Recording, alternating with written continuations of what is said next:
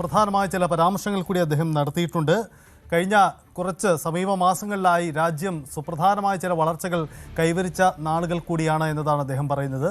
പശ്ചിമേഷ്യൻ സംഘർഷമടക്കമുള്ള വിഷയങ്ങളെ അദ്ദേഹം പരാമർശിക്കുന്നു. ഇത്തരം കടുത്ത വെല്ലുവിളികൾ ഉണ്ടായിട്ടും 7.7% വളർച്ച രാജ്യം നേടി. ഇത് ഏറ്റവും വലിയ വളർച്ചാ നിരക്കാണ് എന്ന കാര്യം കൂടിയാണ് അദ്ദേഹം ഓർമ്മപ്പെടുത്തുന്നത്. ഒപ്പം തന്നെ രാജ്യത്തിൻ്റെ യുവതയുടെ ശബ്ദം ദേശീയ തലത്തിൽ ഉയരുന്നതിൻ്റെ സൂചനകൾ അദ്ദേഹം പങ്കുവയ്ക്കുന്നു. അടുത്തിടെ വിക്രം-1 സാറ്റലൈറ്റ് ലോഞ്ച് ചെയ്തതും അദ്ദേഹം പരാമർശിച്ചിട്ടുണ്ട്. ആ സാറ്റലൈറ്റിൻ്റെ ടീമിൽ പ്രവർത്തിച്ച 28 പേരും യുവാക്കളാണ് എന്ന കാര്യം കൂടി അദ്ദേഹം പരാമർശിക്കുന്നു. അത്തരത്തിൽ യുവ MP-മാരുടെ ശബ്ദവും പാർലമെൻറ്റിൽ ഉയരണം. അദ്ദേഹം പാർലമെൻറ്റ് സമ്മേളനത്തിൽ ആരംഭിക്കുന്നതിന് തൊട്ട് മുമ്പാകെ കൂടിയാണ് പരാമർശം എന്നതുകൂടിയാണ് പ്രധാനപ്പെട്ട കാര്യം. എന്തായാലും പ്രധാനമന്ത്രി രാജ്യം വളരെ വലിയ വളർച്ച നേടുകയാണ് എന്ന കാര്യം കൂടിയാണ് പങ്കുവയ്ക്കുന്നത്. ഇതിനിടയിൽ ഈ മഴക്കാല സമ്മേളനത്തിൽ സുപ്രധാനമായ ചില ബില്ലുകളടക്കം ഇനി അങ്ങോട്ട് പാർലമെൻറ്റ് പരിഗണനയ്ക്ക് വരാനിരിക്കുന്നു എന്നത് കൂടിയാണ്. ആ രീതിയിൽ നോക്കുമ്പോൾ ഏറെ രാഷ്ട്രീയ പ്രാധാന്യമുള്ള സഭാ സമ്മേളനത്തിന് കൂടിയാണ് ഇന്ന് തുടക്കമാവുന്നത്. എന്താണ് ഇതിൻ്റെ രാഷ്ട്രീയം, പ്രത്യേകതകൾ നോക്കാം വിശദമായി. മനു ഭരത്തുണ്ട്. മനു, വളരെ സുപ്രധാനമായ ഒരു പാർലമെൻറ്റ് സമ്മേളനമാണ്. FCRA ഭേദഗതി ബില്ല് വരാനിരിക്കുന്നു. മറ്റ് സുപ്രധാനമായ ബില്ലുകളുടെ ഏതൊക്കെയാണ്? ഒപ്പം തന്നെ രാജ്യത്ത് NDA ചേരിയിലേക്ക് കൂടുതൽ MP-മാർ മറ്റു പാർട്ടികളിൽ നിന്ന് വന്നു ചേരുന്ന ഒരു ഘട്ടത്തിൽ കൂടിയാണ് ഈ പാർലമെൻറ്റ് സമ്മേളനം എന്ന പ്രത്യേകതയും ഇത്തവണയില്ലേ?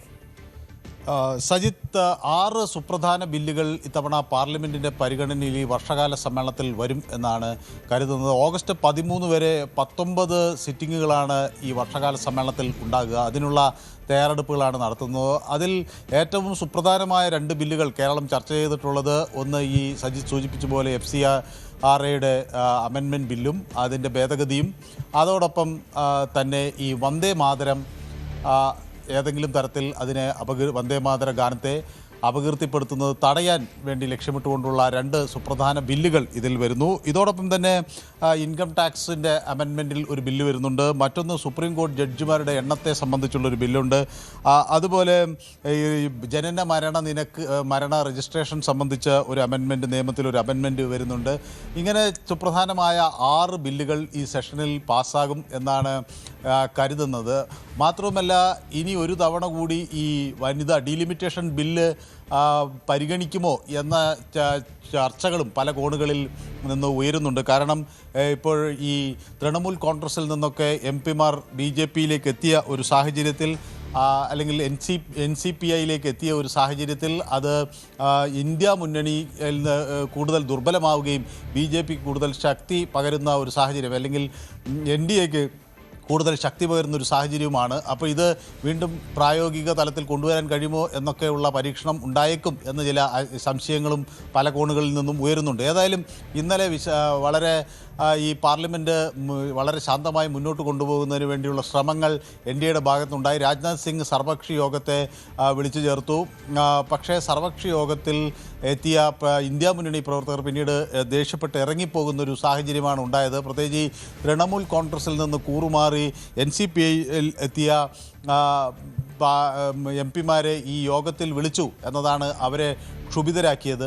അങ്ങനെ അതിനുശേഷം മല്ലികാർജ്ജുൻ ഖർഗെയും ഒപ്പം മറ്റ് നേതാക്കളുമൊക്കെ കൂടിക്കാഴ്ച നടത്തി ഈ വർഷകാല സമ്മേളനത്തിൽ എടുക്കേണ്ട നടപടികൾ എന്ത്, അതിൻ്റെ ഒരു തന്ത്രം എന്തായിരിക്കണം എന്നതിനെ സംബന്ധിച്ചൊക്കെ ചർച്ചകൾ നടന്നു. അപ്പോൾ ഏതായാലും ഇനി വരാനിരിക്കുന്ന ദിവസങ്ങൾ സംഘർഷഭരിതമായിരിക്കും എന്ന കാര്യത്തിൽ തർക്കമില്ല.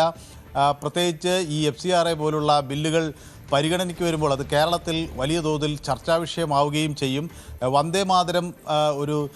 വന്ദേമാതരത്തെ അപമാനിക്കുക അല്ലെങ്കിൽ അപകീർത്തിപ്പെടുത്തുന്ന തരത്തിലുള്ള പ്രതികരണങ്ങൾ തടയാൻ വേണ്ടിയുള്ള ബില്ലും ഏത് തരത്തിലാണ് ഇതിൽ വോട്ടിംഗ് ഉണ്ടാകുക എന്നത് എല്ലാവരും ഉറ്റുനോക്കുന്നു. ആരൊക്കെ ഇത്തവണ സർക്കാരിന് ഈ വിഷയത്തിൽ പിന്തുണ നൽകും എന്നതും വലിയ തോതിൽ ചർച്ചയാവും. സജിത്ത്. യെസ്, വളരെ പ്രധാനപ്പെട്ട കാര്യം അതാണ്. എന്തായാലും ഇത്തവണ പാർലമെൻറ്റ് സമ്മേളനം വളരെ പ്രധാനപ്പെട്ടതാണ്. സുപ്രധാനമായി കേരളമടക്കം നിരവധി തവണ ചർച്ച ചെയ്ത സുപ്രധാന ബില്ലുകൾ പരിഗണനയ്ക്ക് വരുന്നു. അതിന് പുറമെ തന്നെ തൃണമൂൽ കോൺഗ്രസിൻ്റെ രാഷ്ട്രീയ നീക്കങ്ങളടക്കം പ്രതിഫലിക്കുന്ന ഒന്നുകൂടിയായി പാർലമെൻറ്റ് സമ്മേളനം മാറുന്നു എന്നുകൂടിയാണ്. അതുകൊണ്ട് ഇനിയുള്ള പാർലമെൻറ്റ് സമ്മേളനത്തിൻ്റെ ദിവസങ്ങൾ സുപ്രധാനമാണ്, നിർണായകമാണ്. വളരെ പ്രധാനപ്പെട്ട രാഷ്ട്രീയ നീക്കങ്ങളൊക്കെ നമുക്ക് പ്രതീക്ഷിക്കാം സഭയിൽ നിന്ന്. ഒപ്പം പ്രതിപക്ഷത്തിൻ്റെ നീക്കങ്ങളും നിർണായകമായിരിക്കും. കൂടുതൽ വാർത്തകൾക്ക് News 18 Keralam YouTube channel subscribe ചെയ്യുക.